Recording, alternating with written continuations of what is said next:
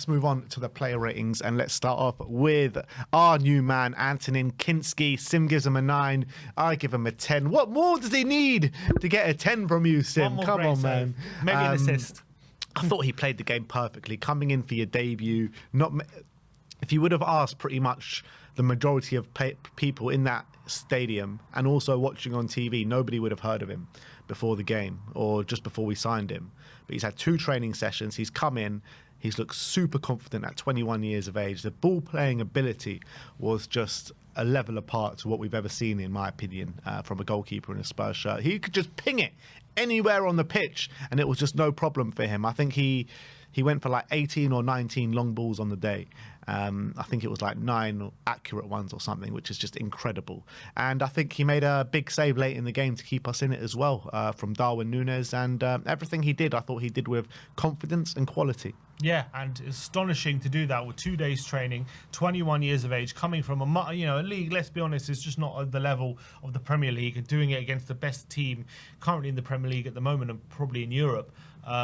It's just incredible, and to keep a clean sheet on your debut in those circumstances is quite unbelievable. And the manner in which he did it, with the confidence of the ball at his feet, the passes he was spraying, just the way he kind of made us harder to press, because he kind of became like an extra outfield player. The way he came out the back and was just spraying passes left, right and centre, and you can see the defenders had a lot more confidence giving the ball to him than they do our other keepers, which is incredible. And he did some great goalkeeping when he had to make big saves. He did 2 brilliant saves right at the end from Darwin Núñez, one in behind and covered the angle really well, and the other one, a great one-handed save after I think it was a back heel from Núñez inside the box, so it looked like he might equalise in the last minute. Brilliant save there from Kinsky as well. It was just pretty much the perfect debut from him, and I just couldn't be happier with how he started. You saw what a big moment it is after the game for him as well. You saw with his sister in the crowd, it meant a lot to him. I just thought it was astonishing how he performed on his debut. There was a funny moment, actually, which we'll look into in Reacts, which we'll get into that a bit later, but his dad, did you see his dad? No, I didn't see that. His dad was sitting behind his sister, or next to his sister, whatever. And when that moment when he hug, he gets his phone out and he's scrambling, trying to find the camera like this. He can't find the camera. And then he finally finds the camera and the hugs are gone. The moment's gone. I thought it was just a funny moment. But anyway, let's get into Jed Spence. Sim gives him an 8. I gave him a 9. Best performance in the Spurs shirt, in my opinion. I felt like he locked down Salah on that side. He was so aggressive, won pretty much every duel that he contested for. He just was so confident and aggressive on that side. He pretty much owned that side for the night, because up and down the pitch, such quality. Yeah, I thought absolutely phenomenal from Jed, and I thought the way he just stopped Mo Salah from creating any sort of opportunities, the way he just locked him down was absolutely amazing. I thought he used his physicality so well, and I thought Salah, just whenever he came up against him, just wasn't even confident to take him on, just didn't have the beating of him, and I thought he was really, really brilliant throughout that whole time, especially defensively. I only marked him down because I thought on the ball, I mean, it's not totally his fault because he is playing on the left-hand side. I just thought, again, his reluctance to use his left foot kind of lets him down a bit sometimes, and there are some plays where I think if he had a left foot, we would have been in a much better position. I think you're harsh, man. And he doesn't use it. But look, that's not his fault totally. That's just the position he's had to play.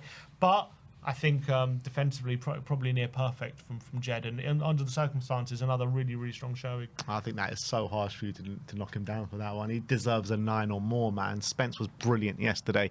But anyway, Archie Gray up next. 9s all round for Archie as well. What can I say about this guy? 18 years of age. By every game that progresses, he surprises me even more. He gets more confident, more assured, and he's actually just turned into a really good centre-back. That's just what he is right now. You know, he'd never played centre-back, I think, before joining Tottenham Hotspur. He started in pre-season at centre-back. Since the injury crisis, he's just been getting better and better and better. He drives through the centre of the park from that position as well with quality, sets up chances, and he's just so calm and assured when defending as well. So he is a top-level football player, and it's scary how good this guy can be. Yeah, I mean, the confidence and composure he has is just a guy beyond his years. It's unbelievable how that situation where he's got the ball under pressure, he's got 2 Liverpool players around him, most players in his position probably just whack the ball forward, just safety first. But he's got the presence of mind to just dribble it into the space, attack the space, bring the ball out, and carry the ball forward. And not only that, he has the quality to find like an outside of the boot pass to Kulusevski on the right hand side, set Tottenham up on the attack. That just shows the composure and quality he's got. And I thought defensively, making clearances, blocks, I thought his positionally, he's getting better and better. He's really learning that position, I feel, Archie Gray, and he's really growing into it. And I think he's starting to develop a bit of a partnership with whoever he's playing, really, with at the moment. And he's just so adaptable, and I thought he really helped Jed Spence on that side as well whenever he was under pressure. I thought he stepped into midfield when he needed to as well. I just think he's just such a clever player. I think he's it's remarkable the level he's playing at, considering all the circumstances, and couldn't be more proud of him. Radu Dragusin, Sim gives him an 8. I gave him a 9. Top performance from him yesterday. And I felt like it was a game that actually really suited Radu yesterday, because where you see Radu coming under a lot of pressure is when teams look to get in behind us and get round the back of us. I just don't think that happened too much yesterday. And all the defending was pretty much all in front of him. And that's what he wants, Radu. And I think in the air, I thought he was impeccable. Had our biggest chance in the first half. And in the second half, unbelievable block off the line from Trent. I mean, that pretty much kept it at 1-0. So you got to give him a massive credit for that. So I thought Radu... Well, that was a 0-0, I think, wasn't it? Was that a nil? Was it a 0-0? Yeah, because we scored near the end. That was near the end. I thought it was... Anyway, it doesn't matter. Whether it was at 1-0 or whether it's a 0-0, it's still a top match-saving challenge, match-saving block. So, yeah, Radu was brilliant. Yeah, I thought it was absolutely phenomenal from Dragusin. I think especially his ability in the air, just clearing things away. He was a lot stronger in the air this one than he was in the 6-3, that's for sure, where he was beaten way too many times. Maybe because Szoboszlai wasn't playing. And I did say that. I thought the lack of Szoboszlai and his aerial presence, which really caused a lot of chaos in our back line in the 6-3, they lacked that. And I thought Radu really took advantage of that. I thought his... defending the amount of clearances he was making was absolutely brilliant. Again, still worried about a bit with his ability just to be a bit proactive and his ability on the ball when we're looking to build up, and he was a bit wasteful at times. He did actually play some good passes into Solanke, but I think by and large he was quite wasteful on the ball. I think his best pass was usually back to Kinsky. I think Kinsky's even a better passer than him at this point. But I think that goes without saying. I think he's a much better passer than him. I mean, Dragusin's a centre back. He's the one who obviously should be a better passer, given he's an outfielder. The problem is that Dragusin's not a ball playing centre back. I don't think he fits the system, but I think yesterday he did. I think he's still learning, and hopefully he'll get better. That's the hope. At the moment, he's still not there, clearly, on the ball anyway. But off the ball, really no complaints. I thought Jota had very little. I thought anything in behind, he was gobbling up really well. And he was a lot more comfortable playing it to Kinsky in this one. Maybe beforehand, he wasn't too happy playing out with Forster. So yeah, I thought really top play. And obviously that goal line clearance, you actually watch it back, and his defensive instincts I don't know why he thought to go on the line, because actually if you think about it, the position Trent was in, I think his first thought would usually be to get back in position to block a cross and clear it. But for some reason, he must have felt like he felt like Trent was going to go for a shot for some reason, because there wasn't really an excuse for him to go back on the line. But he must have... I think it might have been maybe Kinsky's positioning. Maybe. He just had some instinct. I need to go on the line at this point. And what an instinct it was, because that shot from Trent absolutely arrowed into the corner, and it was a brilliant block from him off the line. So fair play to him, because I think most defenders don't drop on the line in that point. To be fair, like, it is the better decision though to go on the line, because even if Trent crosses it and someone else tries to head at it, he's still on the line to try and block it. Yeah, so, but you don't want it you cover both angles. Well, if he gives a free shot to someone in the box and it goes in, you're blaming him for not getting there and blocking it. I do think that Kinsky's positioning let the shot open for Trent. So I think, and Trent's probably always going to shoot from that. Yeah, so on that point of view, it's brilliant instincts from him. Yeah, absolutely. Next up is Pedro Porro. Sim gives him a 7. I gave him an 8. Again, a top performance from him. I felt like he was probably the weakest link in defence, where, you know, a couple of times they got in on that side, but I thought on the ball he was a level apart from anyone in that back line as well. So 2 of our best chances, 2 of our goals, the offside one and the one that we scored from, all came from his brilliant playing out the back, or his brilliant, you know, just pretty much taking out their whole team with one ball. That's what he did twice. Yeah. And yeah, he's just a quality player, man.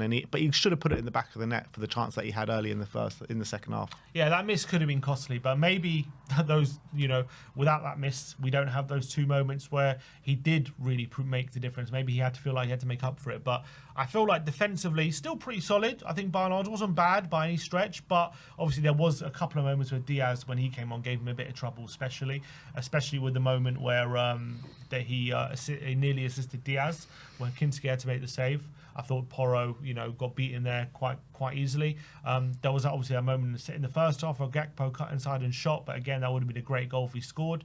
But I think by and large, actually, Porro dealt with most that came his way down that side. And again, since he's had that week break, he's looked like a new man, and he's looked completely refreshed, and he's looked a lot fresher on at the back. So brilliant from him. And then on the ball, as you say, two brilliant passes in behind made absolute massive difference. One to Solanke where it was just offside, but a brilliant through ball. And I thought the slice on the ball, curved it towards Solanke for the goal, was what made the goal, what made the pass. And I know Solanke still had a lot to do, but he got given a chance by that ball from Porro, and I thought it was an excellent delivery from him. So fantastic stuff. But yeah, the chip got to be burying that.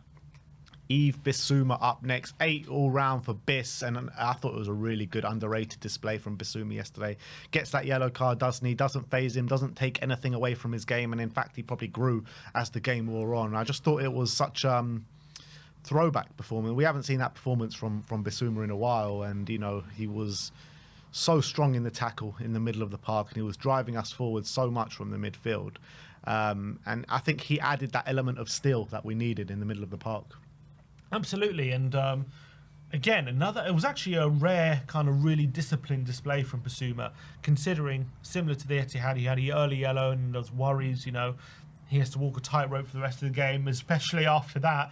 Bentacle goes off, so we know Bissouma's going to have to play 90 minutes as well, on top of all that. And he's our most defensive centre mid, because he was partnered with Decky and Bergvall, where their defensive instinct aren't maybe as strong. So I thought he had to be very, very disciplined, but I thought he did extremely well. I actually thought with Liverpool's midfield, Curtis Jones, McAllister, Gravenberch, who have all been having amazing seasons, weren't as good in this game. And I thought Bissouma was a big part of that. And I thought he was putting out fires. He actually made 6 tackles on the day, which goes to show how involved he was in the defensive side of the game. So aggressive.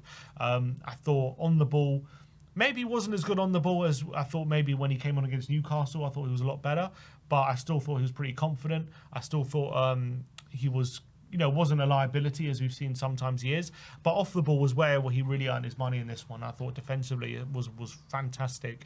And look, if he performs like this every game, you don't have a problem with him being the 6. It's just about getting this level of performance out of every game. Lucas Bergvall up next. Sim gives him a 9. I gave him a 10. My man of the match yesterday. I thought he was incredible. 18 years of age in the centre of the park, playing against Liverpool midfield 3 of, who was it? Gravenberch? Who were the other 2? McAllister and Jones. McAllister and Jones, right? Gravenberch has been probably, the best 6 in the Premier League this season. McAllister has been incredible this season as well, one of the best leading midfielders in the Premier League. And then you got Jones, who's been in and out the team throughout the season. Incredible performance from Bergvall. He pretty much played the perfect game, in my opinion, yesterday. Best performance by a long way in a Spurs shirt, and you're seeing the confidence grow. Like Archie Gray, but Bergvall came into it a bit later, so I think you're seeing the performances and confidence grow game by game by game by game. He doesn't get phased or overawed by any occasion. He's tenacious. He's aggressive in the middle of the park. He's creative. Laid one on for Pedro Porro. Unbelievable pass from him, and then he has the presence of mind to arrive in the box and slot the ball in the back of the net to let us win 1-0. So I thought everything about him yesterday was pretty much perfect, apart from, he probably should have been sent off. But apart from that, I thought he pretty much played the perfect game. But it's just, it's just these things, isn't it, where you should have been sent off and then you score the winner 5 minutes later. It's just how things get written. Written in the stars for him. What a performance. Coming of age performance, I described it as after the game. And I think that's exactly what it was for him. I think coming into the team at 18, we knew that... look, I expected him to take a bit of time to just settle into the team, and I've been very consistent in terms of I've been really impressed with him when he's had games in the Europa League, and what I've seen from him so far in a Spurs shirt. For an 18-year-old to be adapting the level he's been in these games, coming from the Swedish league, I think he's been really, really good, and I think he has been getting the credit in a lot of the games he deserves, in my opinion. I think definitely in the last month, you're seeing he's really starting to fully adapt to the Premier League and fully adapt to Spurs in our system as well, with the cameos he's performing.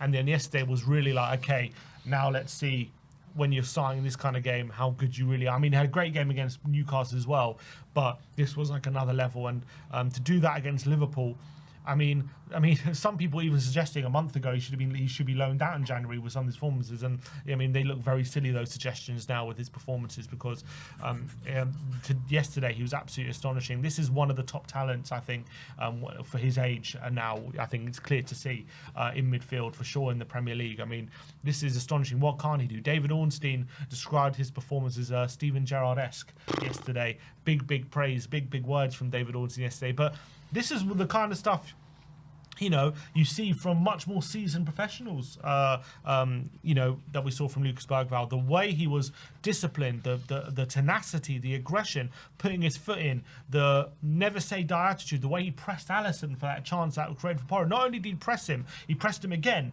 won the ball, and then had the composure to play a through ball through to Pedro Porro for the chip, set up the chance as well. A brilliant piece of play there from Lucas Bergvall. The way he took his goal, just unbelievable quality. Alisson didn't even dive because he couldn't get near it. It was just swept into the corner with unbelievable composure, unbelievable quality. Showed his finishing ability and shooting ability, which unfortunately we haven't maybe seen enough of since he's been at Spurs, unfortunately. But showed when he gets to the final third, that's what he's capable of. I thought there were times he's weaving away from Curtis Jones and McAllister. They couldn't get near him at that point with his ability on the ball. And off the ball, I know, look, he's still 18. Clearly, he's still a bit rash in that challenge for the second he gets yellow. booked pretty much every game. Yeah, he does. We've said it before. Now it's his gamely booking. Obviously, I don't think the first one was a yellow, so I do think it was kind of evened itself out. The second one wasn't given, but obviously the fact that he's on a yellow and he made that challenge in the first place shows he's still a bit rash, isn't he? I think that's clear, and he's still got a lot to learn, and maybe he's a bit over exuberant at times, but this guy's an astonishing talent, and I just think we're going to see so much more game time from him now. It's clear if you can perform like that against Liverpool, I mean, Ange would just be stupid not to use him more from this point in. But I think, look, you got to praise Ange, because whatever you want to say, maybe he could have used him more before this, but maybe it's the way he's developed him that means he's putting in this level of performance against this level of position at this point. And to do that 6 months in at 18 years of age, I think you got to credit Ange for how he's developed him. Yeah, it just depends on what the plan was, because I feel like these players are only getting a chance right now because of injury and because of the state of the squad. Maybe, but I think the reason he's able to put this level of performance in is because how he's developed him, and I think he deserves a lot of credit for that. You look at the midfielders that he's coming up against. The Newcastle game, he put in a great display, right? Coming up against the physical Joe Linton, right? And then in this game, he's coming up against a Gravenberch and a McAllister, and he's going, is it literally exactly? So if he's putting in performances like this against these two, like, what do we have to fear putting him in against anyone? Exactly, and we've been praised. Look, Ange, when everyone's fit, he's going to have a hell of a decision to make. I mean, at this point, he might have to put Decky out wide just because he can't leave anyone out in midfield at this point. Well, you got Maddison as well. Exactly. I mean, he's got Sarr, who was in great form before. On top of that, you got Bentancur and Bissouma, and now you got Bergvall in the mix, who you just feel like you can't leave them out at the moment. I don't think there should be a settled 11. There should be, depending on who you're playing against, every player has different strengths and different weaknesses. I know. Right? I'm just saying he's got a hell of a decision, like in certain games, especially like come the semi-final, or like when you get to like a final, or let's say, God willing, we get to a final. Like he's got a hell of a decision to make at this point. If all these midfielders keep up this form, I mean, incredible. Yeah. Let's move on to Decky now. Sim gives him a 5. I gave him a 6. It was really frustrating, but you can see the guy's running on empty at the moment. I think if Maddison was available I think if Maddison was available, he probably wouldn't have played, and he probably would have started Brennan on the right-hand side and put Maddison in the middle of the park. But look, there were a few nice moments from Decky, and I thought as the game wore on, he was winning the ball in good positions and good areas. But when he did get himself in those good areas as well, he just couldn't do anything, and he was just pretty much gassing out every time he got into good areas of the pitch, and that encapsulated right in the last minute where we actually get in behind them with Kulusevski. And then he just couldn't do anything because everything he does just seems so laboured and so lethargic at the moment. And he needs a rest, big time. He needs a rest. And I would actually go as far to say I would start Maddison over him in the North London derby because he just looks out on his feet at the moment. Yeah, he had a week break, didn't he, before the Newcastle game, and still kind of looked a bit leggy. And he's going to have a break against Tamworth, hopefully. But yeah, he definitely looks like he's running on empty. He can't seem to have all. He's had put in so much energy before now, but at the moment, you can see when he's going for these lung-busting runs, the end product just isn't the same, and his passes are just a bit too meek. And look, it's not dreadful. Don't get me wrong. He's still providing for the team, but especially off the ball as well. There's some challenges he's pulling out of, or he's just losing out to second balls too often. I think when he's leading counter-attacks, he's just been caught up too easily, where beforehand he had a bit more energy to get away from people. I think when his final ball just looks tired a lot of the time. So, yeah, it wasn't like horrendous. Definitely still provided some stuff, but unfortunately, he just looks way too leggy at the moment, unfortunately. I'm just looking at the games he's played. He hasn't had any sort of rest. The last time he's had a rest is 45 minutes against Rangers. He's played every game in December and 90 minutes every game as well. So I think this is just a circumstance of that, and I think he needs a prolonged period. I wouldn't play him a minute against Tamworth, and I would use him sparingly against Arsenal as well. Let's move on to Brennan Johnson. 5s all round for Brennan. Obviously, he had to come on in the opening exchanges because of the injury to Bentancur. And what I think about Brennan is I think he works really hard for the team. 5s all round, by the way. I think he works really hard for the team. And he was, mucking in, he was running a lot and coming back and defending and doing really well in that aspect. But I felt like going forward, he didn't provide too much of a threat. Yeah, offered little. I think he did his defensive duties confidently and much better than he has done in previous games. I thought he put in some really strong sliding tackles, a lot more aggressive. And from that point of view, fair play, because he had to muck in and do a lot of stuff. But I don't remember too much of a threat he really provided going forward. He had a couple of moments on the counter, but and a couple of moments where I think Werner was looking like he was going to put some balls in, and Trent was and Johnson was making the runs, but no one was finding him. But didn't really provide enough of a threat, I thought, up against Tsimikas on that side. Yeah. Next up is Son Heung-min. 5s all round for Sonny.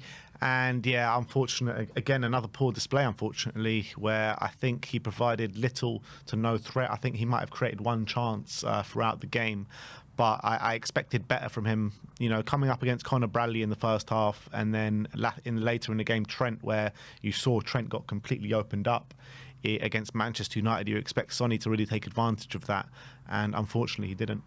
Yeah, to be fair to Son, didn't have the best game, we know, but even in this game where he didn't have the best game, it was his shot that led to Dragusin's effort that could have been true. a goal. Yeah, and as well, it was his cross that Solanke actually had a pretty decent chance in the first half, where he forced a save out of Alisson, I think, or hit his own leg. But that was also a chance that Son created. So those were a couple moments, even in the performance where he wasn't at his best, where he still provided some sort of threat. But yeah, again, up against Conor Bradley, he had moments to really take him on and force the issue, and unfortunately just wasn't able to do so. And then I really thought in the second half just was a bit anonymous. And in fact, it took Timo Werner to come on for us to provide a bit of threat down that side in that second half. So he just doesn't look confident at the moment, does he? He looks really low on confidence. Last 4 games, his decision making has not been great. He's just hasn't been taking people on. He hasn't looked himself, and don't know what's been happening in the last 4 games, but definitely he's not in great form at the moment. But yeah, in this game, he just wasn't great. He did, but he still created 2 chances, so can't take that away from him. And lastly, of the starting 11, big Dom Solanke, the Trojan, the workhorse, 8s all round from us. And you'll be hard pressed to find a guy in the Premier League that works harder than this guy, big Dom Solanke. He just runs himself into the ground literally every single game. And the goal that we scored encapsulated all of that. The way he had no right to win it off Konate. Konate comes on to shore the game up for Liverpool, to see out a 0-0, to go to Anfield and take a draw up to Anfield, right? But Dom Solanke, he bodies Konate. He absolutely sends him to the cleaners. And then he has the presence of mind to find that ball to Lucas Bergvall as well. So gets the goal as well, the offside goal. No one's really going to talk about it because it didn't count. But, he was just straight offside by a touch, literally a touch. And, puts the ball in the back of the net with real quality. But all day long, he was hustling and bustling, dropping deep, winning the ball. I just can't commend this guy's work rate enough. Like, not only does he have the work rate, but he has quality to match up with. Yeah, he's fantastic, and I think everyone's falling in love with him at the moment. I mean, I think fallen. I suppose you fall in love with him at the moment. I think I think everyone appreciates what he brings to the team. I think it's clear for everyone to see how much he provides on and off the ball. I thought, he had a difficult day yesterday. I thought Konate for a lot of that game. Sorry, not Konate. I thought Van Dijk for a lot of that game was getting the better of him, and he was struggling to really get any spare change out of him. But I thought as the game went on, he was wearing him down, and he was forcing mistakes, and he was getting little advantages when he can. Obviously, he had that one chance in the first half, which forced a save out of Alisson, and then it went back off him. But got away from Van Dijk on that one moment. And then second half, especially in the last 20 minutes, really came into his own. Brilliant forwards play, I thought, for the goal, which unfortunately got ruled out for offside. But a brilliant running behind, brilliant touch, and a brilliant finish. And if that goal scored, it's an amazing number 9's goal from Dominic Solanke. But the hold-up play, to do that in the 86th minute, to hold off Konate, to absolutely bully him and shove him off fresh the ball. Konate. Yeah, when he's just come on the pitch to shore up the game, he's completely fresh, and he's come onto the pitch to really make sure that Tottenham aren't getting more goals. And Dom, 86th minute of the game, he's completely run himself into the ground before that moment. Yet he has the speed to get away from the Konate, the strength to hold him up, the composure to lay in Lucas Bergvall. It's elite centre forward play at this level, absolutely elite. To do that against Liverpool as well shows what an unbelievable footballer this guy is. His old club, yeah. To do it against his old club, and unbelievable centre-forward play from him, unbelievable assist. And look, we don't get this one, I don't think, if it's not for him. And I think he's absolutely astonishing. He just brings so much. I just can't wait when we get him a bit of help, because I think you'll see his level of performances go even up a notch, and he'll get more goals, he'll look even fresher. And look, people want to complain about his output. 18 goal contributions in all competitions so far this season, and we're just halfway through the season. So this guy's on track for near 40 goal contributions in all comps, and that's nothing to be sniffed at. Next up, and last but not least, the last player that we're going to rank is Timo Werner, who came on for Sonny with, what was it, around 25 minutes to go? 20 minutes to go? Something like that, yeah. 6s all round for Timo. And I felt like literally after 1 minute of coming on, he probably did more than Sonny did, because he got the ball and he just started running at them. And that's what we needed at that moment in time. We just needed someone to run at them, because no one was doing it from either side, whether it be Brennan Johnson or Sonny. And yeah, there might not have been too much quality at the end of the runs, but it was giving Liverpool something extra to think about.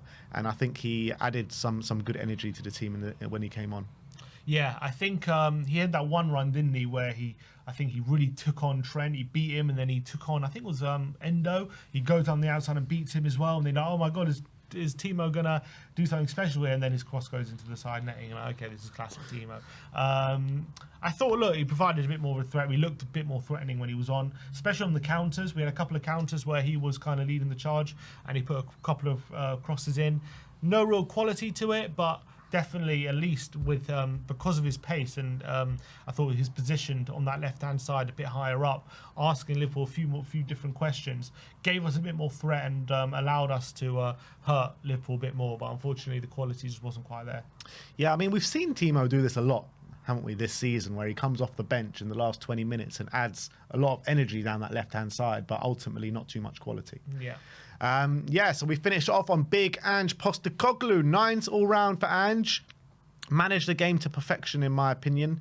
The lineup, I think it's the lineup that we all wanted to see, with Lucas Bergvall at the heart of things in midfield. Look, he was hamstrung yesterday massively because you got Maddison and Sarr suspended. You got all the injuries that we have as well. Bentancur goes off after 5 minutes injured, which leaves us with no cover in midfield whatsoever. So everything was going against him yesterday, and he managed to muster up this 1-0 win, and we deserved it, and we probably deserved more than a 1-0 win yesterday, in my opinion. Got the team bang at it. I thought that tactically he got it absolutely spot on. And yeah, I can't commend him enough. You know, I give him a lot of criticism where it's due. So when praise is due, you got to give him the praise as well. So massive praise comes for Ange Postecoglou yesterday, and he says he always wins something in his second season. Well, right now he's staying true to his word. He's getting closer and closer with each game that comes. But yeah, I thought he brilliantly managed the game. I thought, obviously, I can't really say, oh, he timed the sub well or anything like that, because he made 2 subs and one of them was forced 5 minutes in. So he was hamstrung a bit with the circumstances, especially with Sarr and Maddison both suspended. Coming into this game, he couldn't have asked for more problems as well. But he made a big decision, which a lot of people were saying they shouldn't have done, where he puts the keeper straight in, 2 training sessions in, 21-year-old, brand new signing, literally straight from his new club 2 days ago, and in a semi-final he took a look at him and he's like, I need this guy on the team straight away. He puts him straight in, and what a performance he put in. So Ange deserves credit for making that decision. I think you look at how Gray and Bergvall played in this game, 2 18-year-olds who have come from different levels of football, and one's playing complete out of position and one is adjusting from the Swedish league, and you know, the way they're performing at the moment, I think he deserves big credit for how he's developed them. You know, people say, well, who's he improved? You just look at these players on the pitch and how they're performing. You can't tell me he can't improve players. I think this guy has just developed these players astonishingly well, and they're playing at unbelievable level at the moment. Unbelievable growth. I think Jed Spence, brilliant performance as well from him. I just thought the team looked a lot more calmer as well. I think for sure there was the one difference I would say, if there was a difference, I wouldn't say tactically in how we set up or anything, but the one difference I would definitely say is maybe we weren't playing as much 100 miles an hour in this game as we have in other games. We were a lot more calmer. Definitely from throw-ins, I noticed it. Usually when we get a throw-in, we try and get it back in play as soon as possible, and we try and make sure we're trying to unsettle the opposition. But on this occasion, we took it a lot slower. We threw the ball back to the fullback, and he was taking his time over things, and we were a lot calmer from those situations and not making as many mistakes. So if that was one maybe change, I would say it was probably that. But in terms of the setup, in terms of how solid we were and how compact our backline was and how the wingers were digging in and all these different things, definitely was much improved. And we were still playing our football. We still played our football at times. And doing that against the best team in the league, still picking your moments to do it, is not an easy thing to do. And I thought he managed the game extremely well to muster that kind of level of performance and that kind of result under the circumstances on that occasion. Absolutely fantastic from Ange Postecoglou, and deserves a lot of credit for yesterday. All right, so those are our player ratings from the 1-0 win at half-time in the Carabao Cup semi-final. We go and take a 1-0 lead to Anfield next month and see what we can